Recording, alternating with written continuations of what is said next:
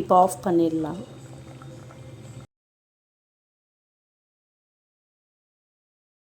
Hi friends, good morning. பிரேக்ஃபாஸ்ட்டுக்கு இன்றைக்கி என்ன பண்ண போகிறேன்னா ஃப்ரெண்ட்ஸ், பிசிபெலை பாத்து தான் செய்ய போகிறேன்.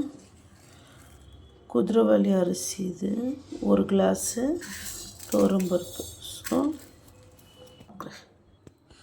இது நல்லா இப்படி கை வச்சு கழுவணும் ஃப்ரெண்ட்ஸ். ஏன்னா இது கொஞ்சம் தூள் மண்ணில் இருக்கும். நல்லா ஒரு 3 வாட்டி வாஷ் பண்ணிக்கலாம். இப்போ நல்லா கழுவிட்டேன் ஃப்ரெண்ட்ஸ். ஒரு சொம்பு தண்ணி சேர்த்துக்கிறேன். என்கிட்ட கேரட்டு, பீன்ஸு, நூக்கல், ஸோ இவ்வளோ தான் வெஜிடபிள்ஸ் இருக்குது ஃப்ரெண்ட்ஸ். மஞ்சத்தூள், உப்பு. இப்போ இல்லை கொஞ்சமாக எண்ணெய் போட்டு 3 விசில் வர வரைக்கும் அடுப்பில் வைக்கலாம். மில்லட்ஸ் பிசிபெலேபாத் வேக வச்சுருந்த எல்லாமே சூப்பராக வந்திருக்கு பாருங்கள். இதுக்கு பிசிபெலேபாத் தாளிக்கும், காஞ்ச மிளகா, கருவேப்பிலை. வீட்டில் செஞ்ச பிசிபெலேபாத் பவுடரு 3 ஸ்பூனு, கொஞ்சமாக புளி, 1 தக்காளி, கேப்சிகம், கொஞ்சமாக சர்க்கரை.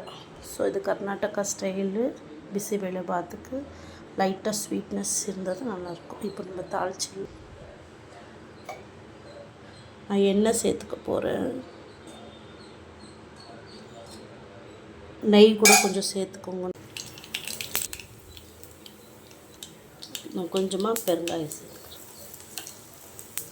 ஸோ இதுலேயே தக்காளி சேர்த்து, கேப்சிகம் சேர்த்து, ஸோ இது வந்து நல்லா சாஃப்டாக ஃப்ரை பண்ணணும். நான் இது பிசிபெலேபாத் பவுடர் சேர்த்துக்கிறேன். நான் 3 ஸ்பூன் சேர்த்துருக்குறேன் ஃப்ரெண்ட்ஸ். இதுலேயே நம்ம கரைச்ச புளி சேர்த்துக்கலாம்.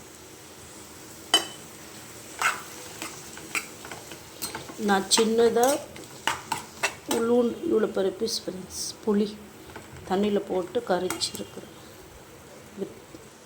நல்லா பச்சை வாசனைலாம் போயிட்டு எண்ணெய் சைடில் விடுது பார்த்திங்களா. ஸோ இது எடுத்து நம்ம அப்படியே குக்கரில் போட்டுடலாம்.